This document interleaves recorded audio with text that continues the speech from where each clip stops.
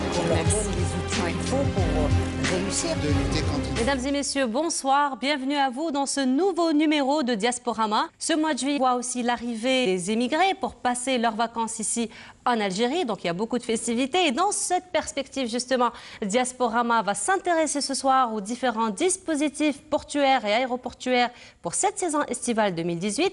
Comme à l'accoutumée, un gros plan sur deux Algériens qui ont brillé à l'étranger. L'un nous vient de France, l'autre nous vient de Suisse. Et pour enrichir ce débat, nous avons convié ce soir Madame Sarine Nezli. Bonsoir à vous, Madame. Bonsoir. Alors vous êtes représentante de l'association Au Fil des Cultures et vous venez de France. Oui, parmi nous également, Monsieur Abdelrahman Yassef. Alors vous êtes directeur d'exploitation au niveau de l'aéroport d'Alger. Parmi nous également, Monsieur Abdelrahman Hadjouj. Vous êtes chercheur algérien, vous êtes établi en Suisse et vous êtes chercheur en neurotechnologie. Bienvenue à vous. Et enfin, parmi nous, Monsieur Karim Bouzned. Alors vous êtes directeur commercial au niveau de l'ENM TV. Bonsoir à vous. Alors je vais profiter aussi pour cette occasion, même si on est un petit peu en retard, de dire à toute la communauté algérienne à l'étranger, sahaïtkom, et sahaïtkom à vous aussi. Alors Monsieur Bouzned, nous allons commencer par vous. Alors la saison estivale a déjà commencé au niveau du port le 15 juin dernier. Alors l'arrivée des émigrés se fait déjà, donc il y a beaucoup de bateaux qui viennent, beaucoup d'émigrés qui viennent. Alors parlez-nous un petit peu de tous ces dispositifs que vous avez mis cette fois-ci pour faciliter l'accès aux voyageurs. Donc Algérie Ferries a commencé la saison le 15 juin, qui va durer du 15 juin au 15 septembre. Nous avons programmé 315 traversées maritimes entre les ports algériens et les ports traditionnellement desservis que sont Marseille, Barcelone, Alicante, ainsi que le port de Gênes en Italie. Nous avons 3 navires en propriété qui sont le Tariq Mziyad, le El Jazair et le Tassili. Nous avons affrété un navire grec de 1800 passagers de 600 véhicules en garage pour renforcer la flotte durant cette saison. Nous avons offert des capacités à nos concitoyens installés à l'étranger de 450 000 places afin de permettre le déplacement de notre communauté en Algérie. À bord de nos navires, nous avons l'assistance et l'aide de la police des airs et des frontières ainsi que des douanes. Il y a des brigades maritimes qui voyagent avec nous durant toute la période estivale, durant les 3 mois de la saison estivale, donc sur l'ensemble de nos navires, afin de faciliter les procédures douanières et de police à nos passagers. Comme ça, ça va raccourcir le temps d'attente au niveau du port. Auparavant, notre communauté qui voyage avec nous avait l'habitude d'attendre jusqu'à 4 heures à 5 heures pour faire leurs formalités de douane et de police. Actuellement, ils n'en passent qu'1 heure ou 1 heure et demie. Donc, on a raccourci les temps de passage en douane. Et nous avons également transporté avec nous l'assureur national qui est la CAT, afin de permettre à notre communauté d'assurer leurs véhicules à bord de nos navires et de ne pas voir ces scènes d'attente au niveau des ports algériens. Voilà. Alors, tous ces dispositifs se font juste au niveau du port d'Alger ou c'est au niveau de tous les ports? Sur l'ensemble des ports, puisque sur nos 4 navires, il y a 4 brigades maritimes qui sont installées, police et douane, ainsi que les équipes de la CAT qui voyagent avec nous durant toute cette saison, durant les 3 mois de la saison estivale.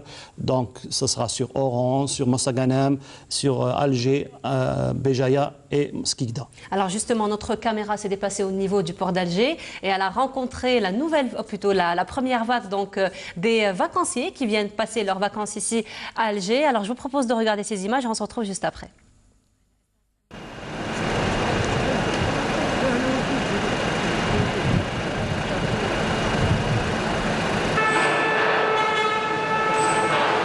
كل راني نجي مي راني اللي فاتت ما جيتش باسكو عندي 2 ans ما جيتش.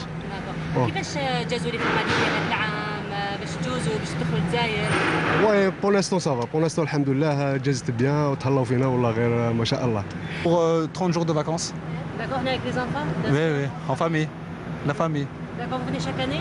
Oui, chaque année on vient ici. Ouais. Alors comment se sont passées les formalités cette année? Très rapide, très bien, bateau très propre, équipage nickel, rien à dire, très gentil, très sympa quoi. C'était bien, bonne traversée. Vous avez une destination particulière ici en Algérie ou c'est la famille? On va à Tipaza. Oui. Après voir peut-être à Stef ou là, je sais pas. On fera le tour quoi. Tour du bled. Alors madame, comment vous avez passé votre voyage? Ah bah c'était très bien.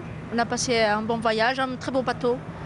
Et C'était fatigant, ça va pour vous, pour les enfants? Oh non, non, ils ont bien joué, on a bien dormi la nuit, c'était très bien.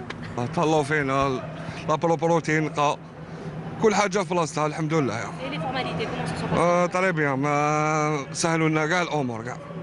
ما هذا العام راهي بوكو ميو خير من العوام اللي فاتوا.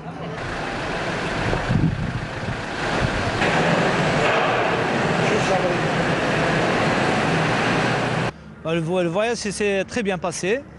Donc on est parti hier de Marseille aux alentours de 16 h local là-bas. On est rentré ce matin. Donc ça s'est très bien passé. Tous les passagers sont contents. Et vous les avez bien vus à l'arrivée. Ils étaient tous souriants. Le voyage donc d'aujourd'hui, on a eu un état de chargement de 223 passagers et 119 véhicules. C'est une capacité, enfin c'est un chargement qui est un peu de la moyenne, mais compte tenu de la saison, c'est normal. C'est maintenant que ça commence à démarrer.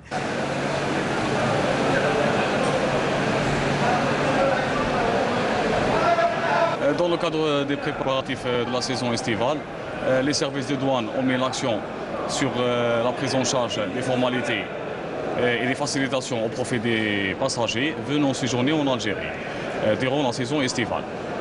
Les familles algériennes résidant à l'étranger vont bénéficier du passage au couloir vert en leur permettant d'accomplir toutes les formalités en quelques minutes. Vous informe que la saison a débuté le 19 juin 2018 avec un délai de traitement de chaque car ferry de maximum 1 heure. La saison estivale, Inch'Allah, 2018, on a 3 départs, arrivée-départ, et on est la saison à partir du 15 juin. Voilà. Alors, quelle est la capacité d'accueil? Bon, on a les capacités d'accueil. Le garage, c'est on a minimum 400 véhicules, 500 véhicules. Mais elle m'a dit que la saison estivale, à partir du 30 juin, Inch'Allah. On a les passagers, nous sommes dans les 600, 500 passagers. Voilà. Et comment ça passe avec les nouvelles formalités? Les formalités, ben, très bien. On est très bien مع la douane, la police. يعني عندنا حتى مشكل يعني يلحقوا الميناء يعني يخرجوا facilement. Ça va, on a bien rentré, alhamdoulilah. Voilà. تسهيلات الحمد لله par la police, par الجمارك. Voilà. يعني احنا فرحانين والله. Ça fait chaud au cœur يعني. Franchement, ça fait plaisir de voir notre pays. On vient tous les ans. Mais franchement aujourd'hui c'est magnifique. C'est un jour exceptionnel. Très bien, impeccable, le bateau très bien, très propre, les gens sont très accueillants, les Algériens, bravo. Moi je suis contente d'être mariée avec un Algérien, je suis contente de venir en Algérie parce que j'adore l'Algérie. Voilà.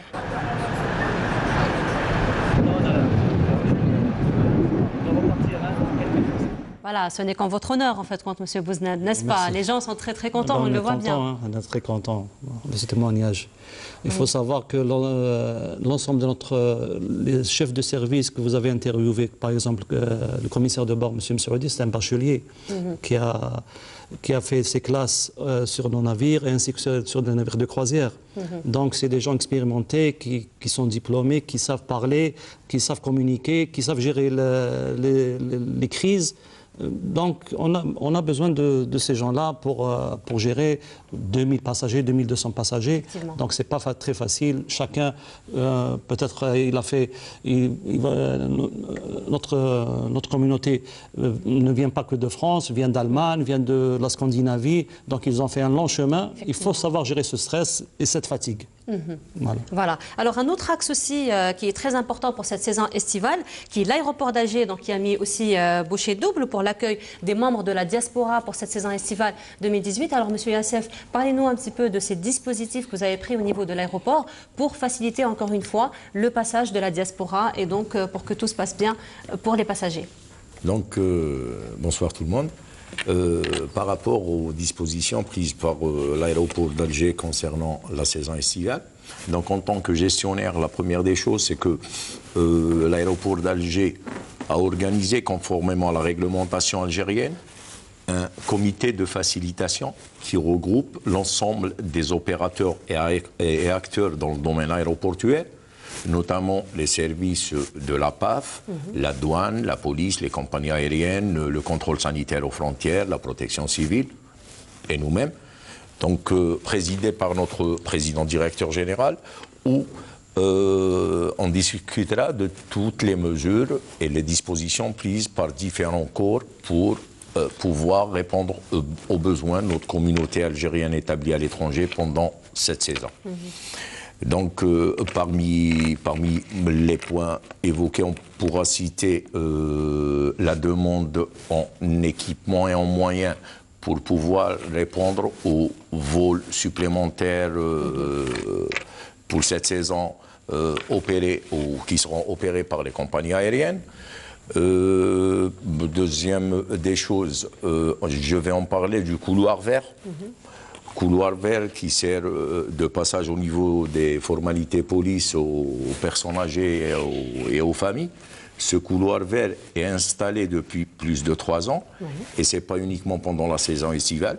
Même en hiver, quand nos confrères policiers observent qu'il y a des familles avec des petits enfants ou des personnes âgées, ils les font passer par le couloir vert. Nous, en tant que... Ce sont d'autres mesures de facilitation. Bien sûr, c'est des mesures... donc, il y a aussi, par rapport à notre métier, nous, comme étant gestionnaire de l'aéroport, donc, toutes les installations et équipements en vue des opérations de maintenance pour pouvoir répondre aux forts flux pendant cette saison. Notre personnel, tout le personnel de l'aéroport, je parle de nos personnels ainsi que ceux des opérateurs, ils sont mobilisés à aider les personnes âgées, les familles au niveau de l'aéroport. Notre personnel, on a pris comme décision, et comme à l'accoutumée, chaque année, nous on ne prend pas de vacances pendant cette saison, donc tous les congés sont suspendus jusqu'à la fin de la saison estivale. Donc pour pouvoir répondre aux besoins et prendre en charge nos confrères. Les vacanciers qui vont venir. Et sinon, est-ce que vous avez un petit peu une idée du flux que vous allez avoir, Oui, normalement, pendant cette saison, c'est le pic, c'est le trafic. En pourcentage, on va dire, c'est plus d'un tiers du trafic annuel. Donc si, par exemple, en basse saison ou en saison normale, on traite 10 000 passagers jour. Là, pendant cette période, c'est pratiquement le double. Donc, on arrivait et on départ. D'accord. Mais sinon, qu'en est-il du nouvel aéroport qui fait déjà succès, en fin de compte? Donc, pour le nouveau aéroport, donc, il est en phase de finition. C'est la période des essais. On compte ouvrir d'ici fin de l'année. La date de l'inauguration n'est pas encore arrêtée. C'est une décision du pouvoir public. C'est un aérogare qui peut accueillir jusqu'à 10 millions de passagers par an. Voilà, donc en fin de compte, ça va absorber beaucoup de pression. Il va résorber beaucoup de pression au niveau de l'aéroport d'Alger.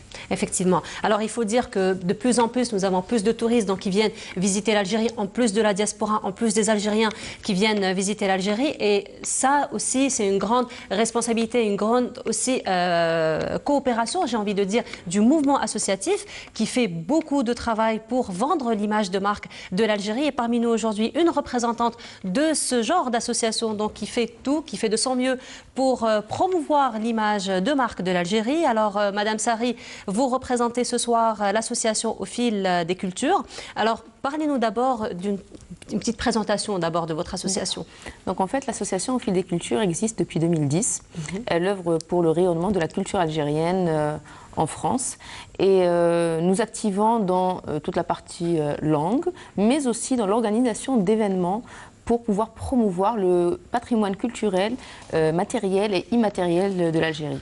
Donc c'est vrai que depuis l'arrivée de l'ambassadeur d'Algérie installé en France, novembre, nous avons pu avoir justement un soutien et un accompagnement surtout de l'ensemble du personnel pour pouvoir nous aider à communiquer autour de ces événements que nous organisons.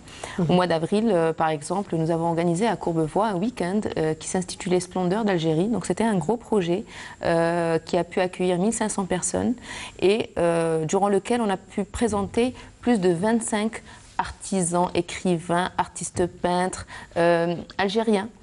Pour pouvoir venus d'Algérie ou installés en France? Venus d'Algérie. Et nous avons aussi des personnes telles que M. Mazouz qui a fondé la Maison de la Date en Algérie, qui était présent aussi et qui fait un gros travail pour pouvoir justement promouvoir la date d'Eglet Nour algérienne. Donc là, nous sommes en train de voir un petit peu les images que vous nous avez ramenées de cet événement. Oui. Voilà. Donc en fait, justement, donc là, par exemple, on a tous les artisans. Donc ça, c'était l'espace exposition qui avait été aménagé pour pouvoir accueillir tout l'artisanat algérien. Ça s'est passé à quel niveau? C'était au niveau du centre événementiel de Courbevoie. D'accord. Donc capacité d'accueil qui va de 1000 à 2000 personnes. Nous avons eu des stylistes qui étaient avec nous pour présenter le costume algérien, la tradition algérienne. Nous avons eu des produits du terroir, nous avons eu du tissage, de la poterie, nous avons eu aussi des bijoux, nous avons eu des produits du terroir tels que le couscous algérien, la date, du savon artisanal algérien. Donc voilà, là c'est la céramique par exemple, nous avons eu tout ce qui était cuivre aussi. Donc vraiment les bijoux berbères, les bijoux tergis, nous avons essayé de balayer toute l'étendue de l'artisanat algérien qui se trouve en Algérie pour pouvoir justement le faire connaître ou redécouvrir, donc que ce soit à la communauté algérienne, mais aussi à l'ensemble des Courbevoisiens et des habitants de l'Île-de-France, pour qu'ils puissent justement découvrir tout ce qui est fait en Algérie. L'Algérie n'est pas qu'un pays, qui est abrité entre le Maroc et la Tunisie, c'est un pays qui est très riche. Un pays continent, en fait. Exactement, exactement. Très riche en termes de culture, en termes de diversité. Et c'est ce qu'on a Là, on vous voit avec l'ambassadeur d'Algérie. Alors, comment s'est faite justement la sélection des artisans qui ont participé à votre événement? Alors, justement, pour pouvoir justement avoir cette étendue et cette diversité, nous avons essayé de réunir et des artistes peintres, et des tisserands, et des artistes dans la poterie, dans la céramique. Donc nous avons pris des artisans qui venaient de Tougourt, d'Alger, de Béjaïa, de l'Ouest, de la broderie aussi et du tissage qui venait de Gardaïa, de la région de Ouled Neil. Est-ce que vous avez travaillé en collaboration avec d'autres associations ou comment vous avez fait? Non, nous avons travaillé en direct avec les artisans. D'accord. Donc c'est les artisans eux-mêmes qui se sont présentés, sont venus pour pouvoir venir présenter leurs produits. Donc notre but, c'est vraiment de mettre en avant l'artisan directement, sans qu'il y ait d'intermédiaires, et de pouvoir justement permettre à ces artisans d'être au contact des personnes et de promouvoir, c'est eux qui peuvent parler le mieux de leurs produits. Effectivement. Le mieux, de la façon, nous avons même animé un atelier, par exemple, de tissage, où le tissage il y avait un métier à tisser, et on montrait aux personnes comment le métier à tisser était effectué, et que cette tradition était perdurée de grand-mère en mère et en enfant dans certaines régions d'Algérie encore. Voilà, alors bien entendu, on ne peut pas parler de la destination Algérie sans parler aussi du méga projet de Yann Arthus Bertrand. Tout à fait. N'est-ce pas? Oui, alors, vous pouvez nous en dire plus? Tout à fait. Donc, nous avons eu l'honneur de collaborer avec la fondation de Yann Arthus Bertrand. Nous avons organisé un voyage Algérie au sein de sa fondation, donc au domaine de Longchamp, au mois de mai dernier. Nous avons pu faire découvrir et redécouvrir l'Algérie à travers justement ce patrimoine culturel algérien à plus de 2000 personnes qui se sont déplacées, et toujours en lien justement avec l'esprit de la fondation Good Planet, donc la fondation de Yann Arthus Bertrand. Nous avons proposé des produits aussi, donc artisanaux, qui étaient des produits naturels, de la laine naturelle par exemple, qui était faite à base de coloration naturelle. On a présenté aussi la gastronomie algérienne, où un couscous algérien était fait, c'était un couscous bio, avec de la viande bio, avec des produits bio, où même les emballages étaient bio. Nous avons aussi présenté donc la date d'Eglet Nour de M. Mazouz, qui était présente aussi, car ils ont une marque bio aussi. Donc la d'Eglet Nour est aussi bio. C'est quelque chose qu'on ne connaît pas forcément et qu'on ne sait pas. Mais nous avons des produits bio algériens que nous avons essayé de promouvoir aussi lors de cet événement. C'était un franc succès. Donc nous avons eu beaucoup de visiteurs, beaucoup de franco-français ou d'Algériens aussi. Et c'était l'occasion pour nous aussi de montrer cette convivialité que nous avons et l'esprit algérien, et les pousser. Quels ont été les retours justement? Franchement, les gens ont été très surpris, parce qu'ils connaissent du Maghreb, c'est beaucoup plus marocain ou tunisien. Et quand on parle par exemple d'un couscous algérien, pour eux, non, le couscous, c'est beaucoup plus peut-être marocain. Quand on parle par exemple de tissage ou quand on parle de tenue traditionnelle, bon, c'est peut-être oriental, c'est peut-être le kaftan, mais on a démontré la diversité que nous avions, même dans la musique. Il y avait Zorna qui accompagnait tout au long de la journée et qui a ponctué justement ce week-end. Donc les gens étaient agréablement surpris et ont réellement découvert la richesse de notre patrimoine. Alors on va découvrir tout ça en images. Oui, bien voilà. sûr. Alors on va voir ce projet donc de Good Planet en images et on se retrouve juste après.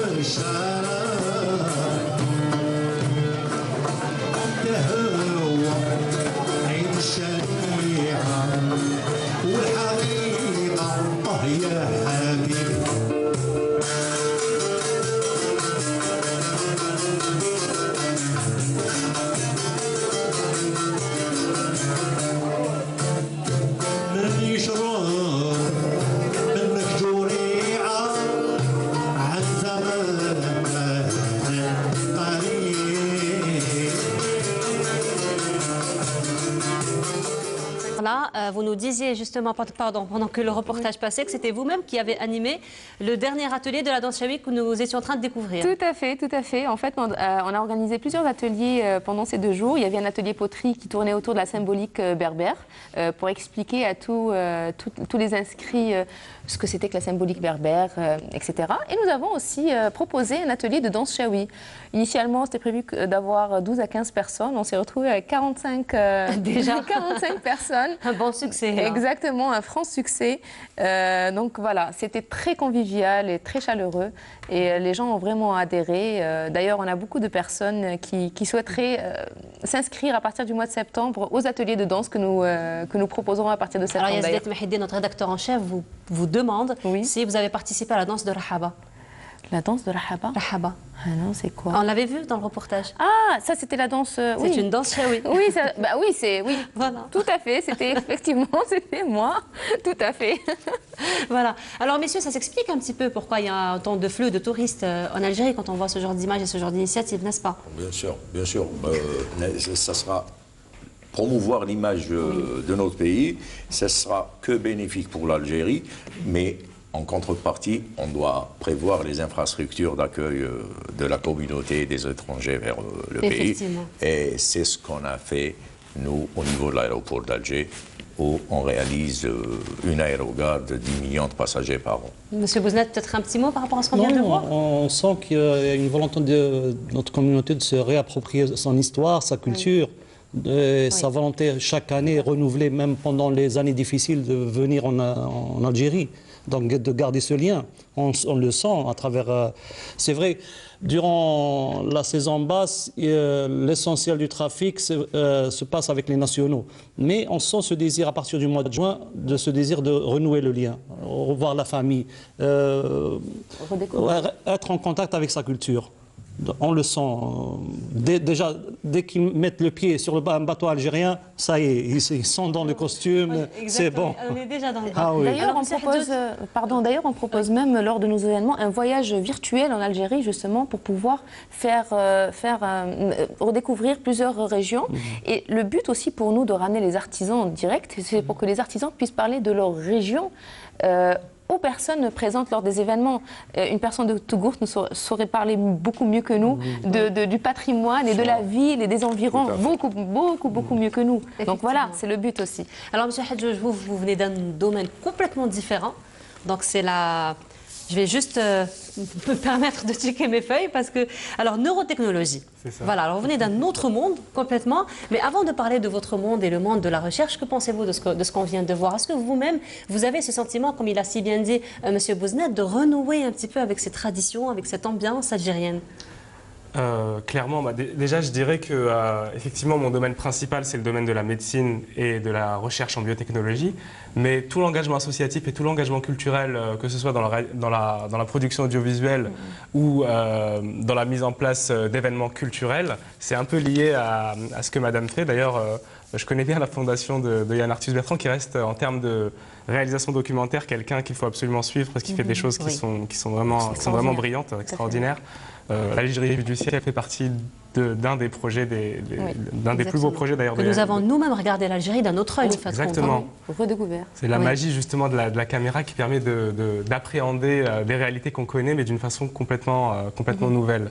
Et ça me fait plaisir aussi d'entendre messieurs qui parlent justement de tous les efforts et de tout l'engagement que vous avez aujourd'hui à réinventer la logistique et à réinventer les infrastructures pour justement faciliter ces rapports entre les dérives de la Méditerranée. Parce que je pense qu'il y a un vrai besoin aujourd'hui de déjà solidifier les liens qui existent déjà, mais surtout de réinventer les liens pour permettre à ce que les nouvelles générations puissent vraiment se redécouvrir et échanger pour contribuer au mieux aux sociétés dans lesquelles vivent ces générations. Effectivement, j'irai dans la même perspective que vous d'ailleurs. La nouvelle génération qui ne connaît pas forcément l'Algérie, qui est beaucoup plus implantée à l'étranger, ils ont beaucoup plus leur nationalité de l'étranger, mais ils ont toujours en fait compte cette nostalgie de revenir en Algérie, de découvrir l'Algérie, même s'ils ne connaissent pas, même s'ils ne sont jamais venus. Alors on va revenir un petit peu à votre domaine de recherche. Donc vous êtes dans la neurotechnologie. Alors vous exercez de la médecine, mais vous êtes aussi dans la recherche. Vous êtes dans 2 pays différents, en fin de compte. Alors, parlez-nous un petit peu de votre travail sur terrain, de vos recherches. Alors, mes recherches portent principalement sur tout ce qui va être lié de près ou de loin aux pathologies du cerveau. Donc, dans un premier temps, ça va... ma spécialité de base est l'imagerie, la neuroimagerie. Donc, ça va être tout ce qui va concerner des techniques nouvelles pour faire des diagnostics de maladies neuronales. Et je travaille également sur des neuroprothèses. Donc, là, on est plus dans le domaine de la stimulation électrique du cerveau pour permettre aux gens qui ont perdu certaines fonctions neuronales, ça permet de réactiver certaines fonctions perdues ou en tout cas de limiter l'impact de certaines pathologies. Donc la recherche, je l'ai fait principalement à Johns Hopkins, aux États-Unis, à l'hôpital Johns Hopkins, qui est un département qui est un grand centre de recherche aux États-Unis, mais qui est aussi le centre de recherche d'Elias Darhouni, qui était le directeur de la radiologie et de la biotechnologie à l'époque, et donc qui a été ensuite le président de la NIH et qui est un Algérien qui a une renommée mondiale et qui est extrêmement connu. Et donc c'est vraiment un centre dans lequel on peut ressentir justement cet héritage qu'il a laissé en matière de réflexion sur la façon de construire et d'appréhender la recherche médicale aujourd'hui.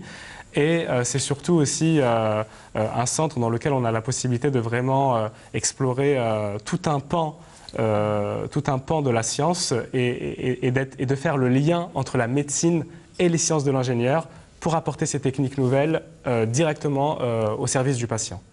Alors, est-ce que vous avez réussi à établir quelques accords de coopération ou de travail bilatéral entre vous et les universités algériennes ou d'autres instituts ici en Algérie? Alors, pour l'instant, il n'y a pas de projet formalisé, mais il y a énormément de contacts qui se fait, que ce soit avec les médecins ici, qui sont d'ailleurs très présents dans certains congrès internationaux, donc on a vraiment l'occasion de rencontrer assez souvent, et aussi avec certaines institutions avec lesquelles on discute pour justement mettre en place dans le futur certaines collaborations, aussi bien sur le domaine de la prise en charge des malades que sur le domaine de la recherche, ou du moins sur la communication la communication au travers des projets de recherche à destinée du grand public. Alors vous êtes aussi dans l'événementiel puisque en 2016 vous avez organisé le grand quiz. Alors pouvez-vous nous en parler? C'est ça, c'était Dean Factor, c'était le plus grand quiz de France, un quiz qu'on a organisé au Grand Rex, qui est la plus grande salle de cinéma d'Europe, dans lequel 2000 personnes ont pu se réunir. Et l'idée, c'était de poser 50 questions au cours de la soirée. Tout le monde pouvait répondre avec un petit boîtier. Et le prix pour le premier était une voiture et le deuxième un voyage. C'est conséquent, c'est ça, et un voyage de son choix pour le deuxième. Et en fait, on avait mis 4000 questions en ligne sur Internet et via une application mobile.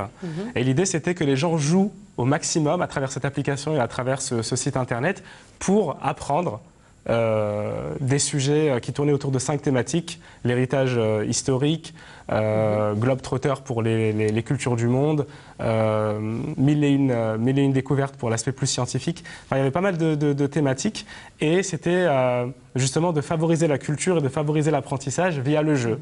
Et ensuite, parmi ces 4000 questions, on en posait 50 au cours de la soirée. Donc celui qui avait bien révisé ces 4000 questions, avait toutes ses chances pour gagner. Et donc c'était surtout une occasion de réunir 2000 personnes sur le thème de la culture dans l'une des plus belles salles de spectacle d'Europe. Et c'était un projet qui avait beaucoup marqué, oui. Alors justement, vous avez tenu ce soir à partager ces images avec nous, puisque vous avez ramené ces images donc, de cet événement. Et je vous propose donc de découvrir cette ambiance du méga quiz donc, qui s'est passé il y a 2 ans de cela, en 2016. Et on se retrouve juste après. Question 5. Ouais, ben on y va, regardez cette photo. Oh. Ah ouais, c'est ça. À quelle occasion l'Empire State Building s'illumine-t-il en vert? Petit 1 pour l'indépendance Day, petit 2 pour la fin du Ramadan, petit 3 pour le Super Bowl, petit 4 pour le President's Days. Allez, il vous reste 10 secondes. Ah. Alors, l'Empire State Building, monsieur Rémi, en vert, il s'allume à quelle occasion? Eh ben pour le Ramadan. La question, moi la question que je me pose en regardant cette question, c'est si le Ramadan tombe le jour du Super Bowl, on s'organise comment en termes de couleurs?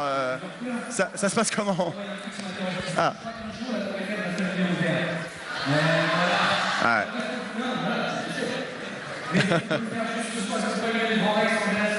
Oh hey. D'ailleurs, on va en profiter pour applaudir toute l'équipe technique, hein, parce qu'ils ont bossé comme des oufs toute la journée. La technique, voilà, la lumière. C'était une très très jolie ambiance, en fait. C'est sympa. On s'est dit, vu qu'on ne peut pas allumer la Tour Eiffel en vert, on va au moins essayer d'allumer le Grand Rex. Et cette question, ça montre un peu en fait l'esprit qu'on a à travers les projets qu'on met en place. Ce n'est pas on essaie vraiment d'avoir un rôle d'éveil et aussi de mettre en place des idées un peu engagées pour montrer déjà la diversité de la culture. On a mis beaucoup l'accent sur l'héritage arabo-islamique et aussi la production de ce que peuvent faire la communauté algérienne ou la communauté musulmane de manière plus vaste à travers le monde. Et ça a été le sujet d'ailleurs du documentaire Californian Muslims qu'on avait tourné en 2014, qui avait pour but d'aller à la rencontre des musulmans à Los Angeles, San Diego et San Francisco, et pour voir la contribution des musulmans américains, et on va dire avec l'idée, non pas de comparer, mais du moins de s'inspirer de ce que les Américains peuvent faire pour se dire, bah, écoutez, en France, avec toutes les problématiques qu'on peut, en France et en Europe, hein, avec toutes les problématiques qu'on peut rencontrer, eh ben, il y a des exemples de réussite et des exemples qui marchent. Pourquoi pas s'en inspirer? Alors justement, nous avons aussi un extrait de ce documentaire, mais juste avant de découvrir cet extrait, comment s'est passé donc le travail sur terrain avec ces musulmans de Californie? Alors c'est un projet duquel je garde énormément de bons souvenirs. Ça reste quand même un projet j'ai envie de dire, un gros travail comme documentaire, parce que déjà avoir les contacts, avoir l'accord des personnes qui vont vouloir intervenir pour ce sujet. Exactement. Donc en fait, il y a deux choses. Il y a toute la préparation d'amont. Donc avant même d'aller sur place, il faut déjà... Alors moi, j'ai eu la chance d'avoir étudié aux États-Unis, donc je connaissais déjà un petit peu la communauté musulmane non pas de Californie, mais enfin on connaît plus ou moins les projets qui peuvent se passer ci et là.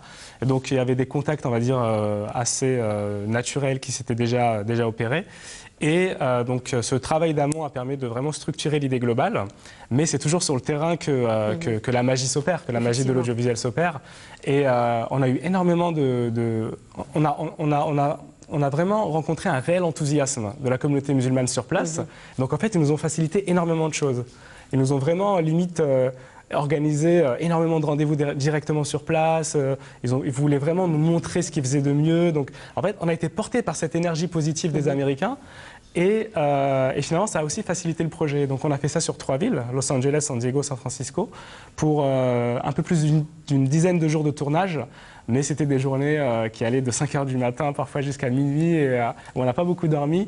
Ça fait partie de la magie du tournage. Hein. Exactement. Et c'est vraiment toute cette ambiance et toute cette atmosphère en fait, de productivité qui fait qu'au final, on a pu faire ce projet dont on est très fiers. Alors justement, nous avons un extrait. Je vous propose de découvrir cet extrait donc, du documentaire Californian Muslim et on se retrouve juste après. Je suis en Californie, l'État le plus peuplé des États-Unis. Il est à lui seul aussi vaste que la France et regorge de paysages plus somptueux les uns que les autres. Mais c'est une toute autre facette que j'ai décidé de vous montrer. Tout d'abord, Los Angeles. J'irai à la rencontre des musulmans qui s'investissent dans les domaines de la santé, du cinéma ou encore des médias. Puis, direction le sud de la Californie, San Diego. Cette ville où réside une communauté musulmane organisée et très efficace. Que ce soit dans les campus universitaires, les entreprises ou dans les community centers. Vous y entendrez des témoignages forts en émotion. Impossible de traverser la Californie sans s'arrêter à San Francisco, une ville qui tourne à 1000 à l'heure. Des rencontres aussi surprenantes les unes que les autres nous y attendent. Je ferai un détour par la Silicon Valley pour davantage de surprises, je vous le garantis. Américains, Californiens et musulmans, qui sont-ils? Nous partons à leur rencontre. Je m'appelle Abdelrahman et je serai votre guide tout au long de ce voyage. Californian Muslims, épisode 1. Voilà, c'était donc un extrait de ce documentaire que vous avez réalisé. Alors, vous avez travaillé avec une équipe qui était constituée pratiquement de plusieurs nationalités? Oui, au sein de l'équipe, il y avait plusieurs nationalités. Le projet a commencé, on va dire, par une discussion avec Sofiane Berichi, qui est le réalisateur du documentaire, dont je signe l'écriture et le reportage. Et donc Sofiane, qui est aussi d'origine algérienne et marocaine. Mais au sein de l'équipe, il y avait des Indiens, des Tunisiens, des Français, des Américains aussi qui nous ont aidés par la suite, que ce soit sur le plan communicationnel ou sur le plan, sur le plan logistique et de la traduction. Donc ça, finalement, c'est un projet qui a fédéré. On n'a même pas vraiment eu besoin de mettre beaucoup d'énergie dans cette fédération parce que les gens voulaient aussi, quelque part, contribuer à porter le flambeau de tout ce qui peut se faire de positif, on va dire, au sein de la communauté musulmane. Alors là, ce qu'on vient de découvrir, c'était une version française. Est-ce qu'il y a d'autres versions en d'autres langues? Oui, alors en fait, il y a trois volets du documentaire, hein, Los Angeles, San Diego et San Francisco. Et le documentaire est en français et en anglais, donc disponible dans les 2 langues. D'ailleurs, vous pouvez le regarder pour les téléspectateurs. Il est disponible sur Internet, sur YouTube. Donc il suffit de taper Californian Muslims et vous avez l'ensemble des épisodes qui sont disponibles.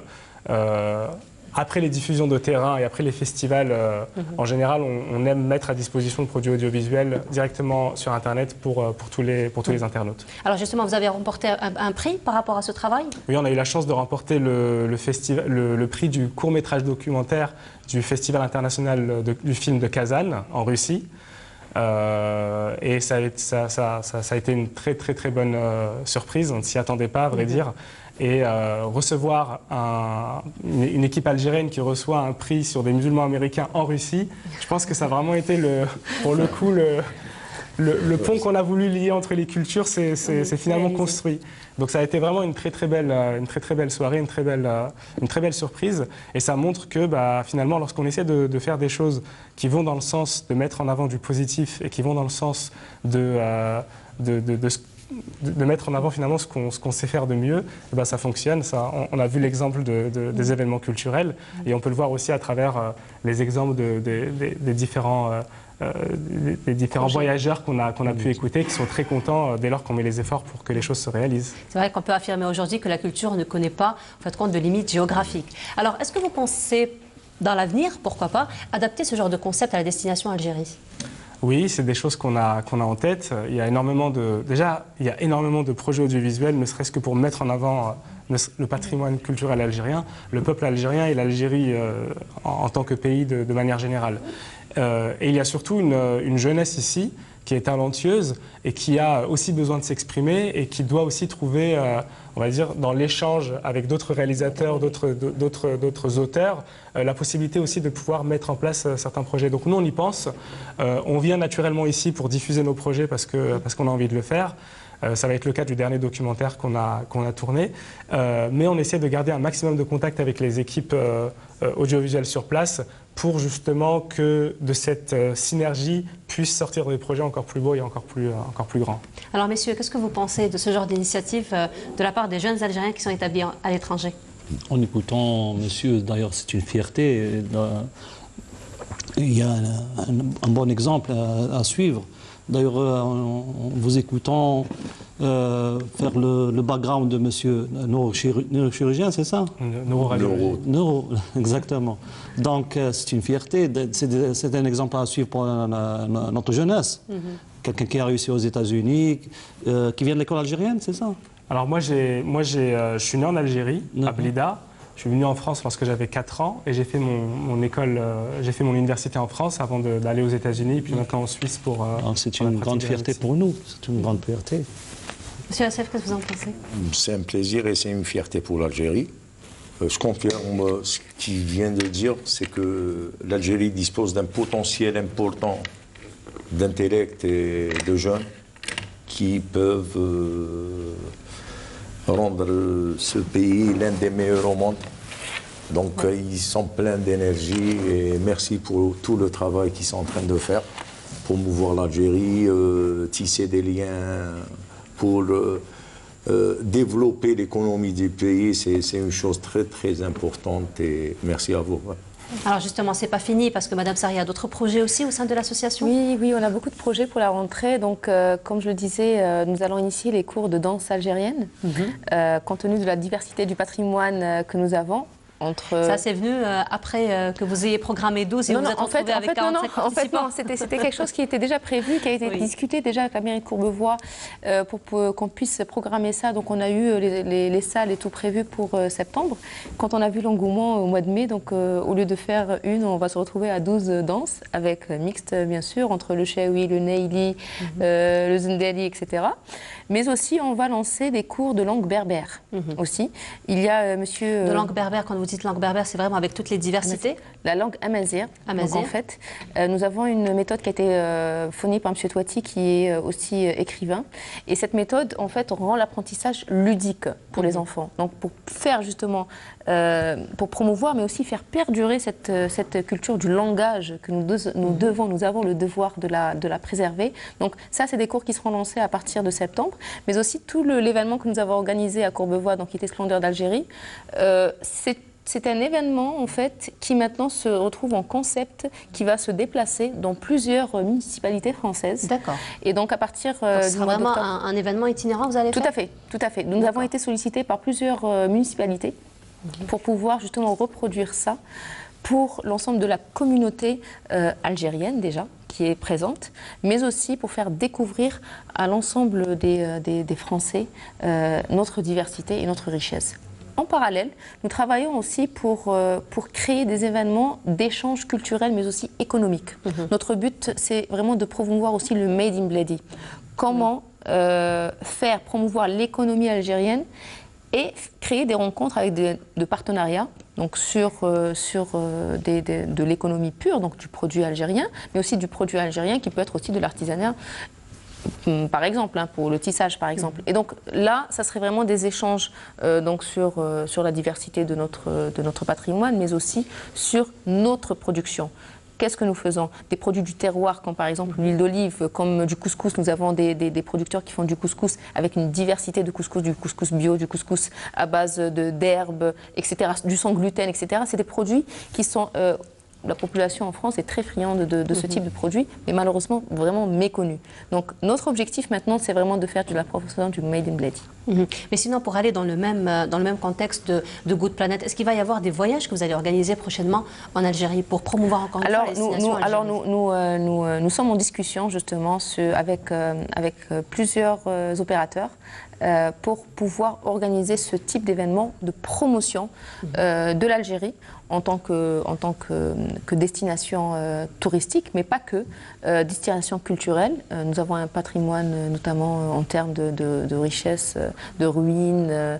Il y a des voyages qui ont été déjà initiés auparavant sur les traces du Père Foucault, par exemple. C'est des voyages religieux qui ont été très sollicités par des communautés religieuses en France, mais aussi culturelles, sur les ruines romaines, par exemple, il y a eu une déperdition sur ça. Et là, notre but aujourd'hui, c'est justement engendrer des discussions pour pouvoir recréer et communiquer massivement sur toute cette richesse pour pouvoir justement promouvoir ce type de voyage ciblé sur notre pays. Alors, M. Hadjouj, peut-être des projets à l'avenir?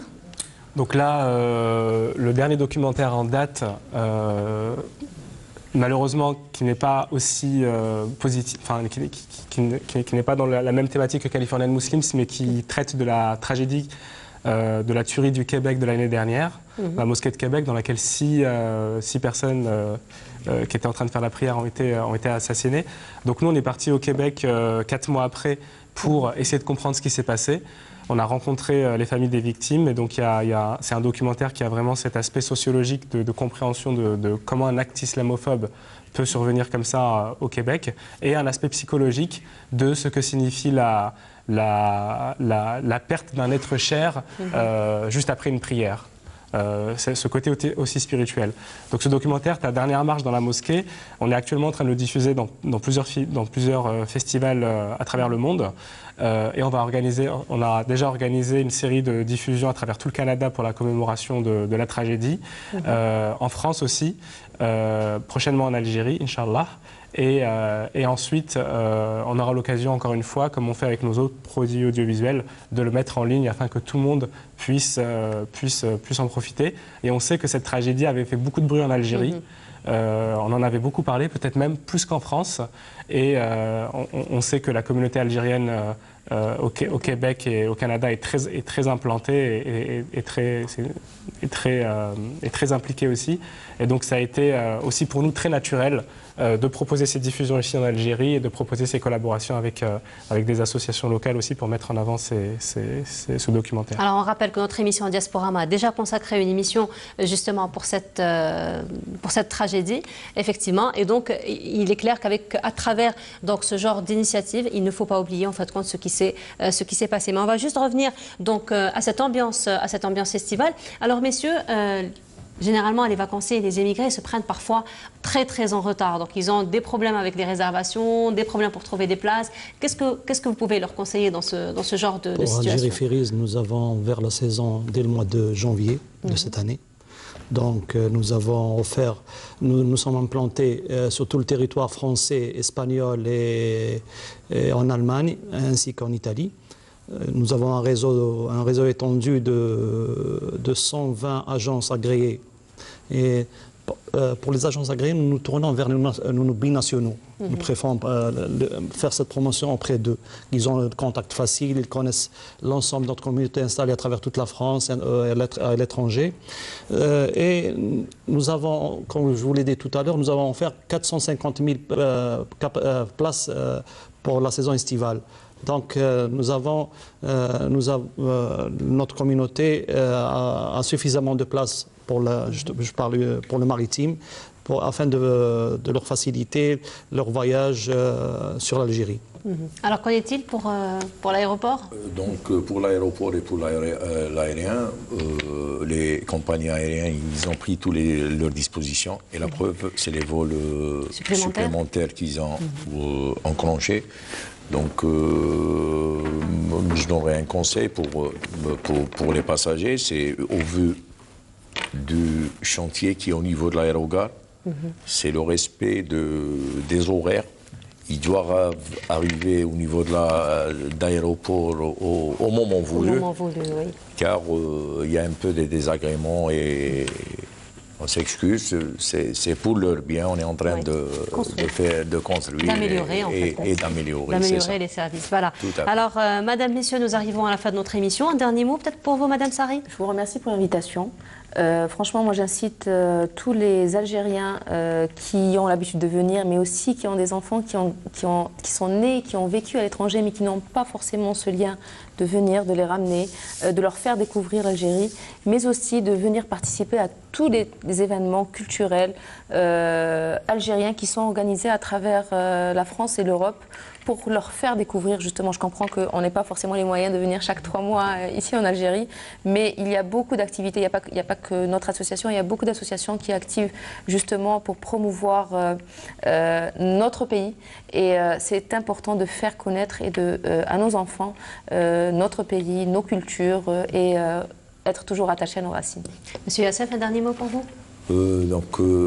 Par rapport au débat riche qu'on a eu cette soirée, je dirais qu'on doit travailler davantage afin de tisser, renouer aux relations qui existent entre nos potentiels algériens locaux et ceux de l'étranger, afin de donner une meilleure image de notre patrie, l'Algérie.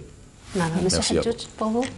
Moi, j'ai envie d'être un peu dans la même, dans la même thématique et parler à tous les Algériens, que ce soit des Algériens en France, à travers le monde, ici en Algérie, et surtout à la jeunesse, de leur dire qu'il faut toujours continuer de croire qu'on peut réussir ce qu'on a envie de faire, toujours continuer à rêver et travailler pour ça, et surtout de ne pas baisser les bras, de s'engager, que ce soit culturellement, que ce soit dans l'audiovisuel, que ce soit dans les études, et les études sont importantes, que ce soit dans la recherche scientifique. Il y a énormément de possibilités de s'engager, énormément de possibilités de s'impliquer, et everything is possible, comme ils disent aux États-Unis, et il faut vraiment garder cet esprit en tête pour aller encore plus loin, Inch'Allah. Merci beaucoup, Monsieur Bouzned. Pour rester dans le même temps, je voudrais saluer le travail de Mme Sari ainsi que son association pour permettre à notre communauté de se réapproprier sa culture, de faire connaître notre culture aux étrangers et garder le lien et ne pas laisser cette communauté être assimilée ou bien aliénée. Et permettre par la suite aux étrangers de connaître l'Algérie à travers des parcours, à travers un ciblage, par exemple, pour faire connaître à certains chrétiens qui voudraient redécouvrir, par exemple, les docteurs de loi ou chrétiens, Saint-Augustin à Tagaste, Apulée de Mador. Il y a beaucoup de choses à découvrir en Algérie, énormément de choses. Voilà, merci beaucoup. Alors nous arrivons à la fin de notre émission. Je rappelle, était parmi nous ce soir Madame Sari Nezli, qui est représentante de l'association Au Fil des Cultures. Était parmi nous également Monsieur Abdelrahman Yassef, qui est directeur d'exploitation au niveau de l'aéroport d'Alger. Parmi nous également Monsieur Abdelrahman Hadjoudj, chercheur algérien établi en Suisse, chercheur en neurotechnologie. Était aussi parmi nous Monsieur Karim Bouzned, qui est directeur commercial de l'ANMTV. Merci beaucoup de nous avoir suivis ce soir. Alors si vous avez envie de revoir cette émission, vous pouvez la retrouver sur notre chaîne YouTube ou sur la page Facebook Diasporama. Je vous dis donc très bonne soirée avec les programmes de Canal Algérie. Je vous retrouverai avec un très grand plaisir dans 15 jours. Au revoir.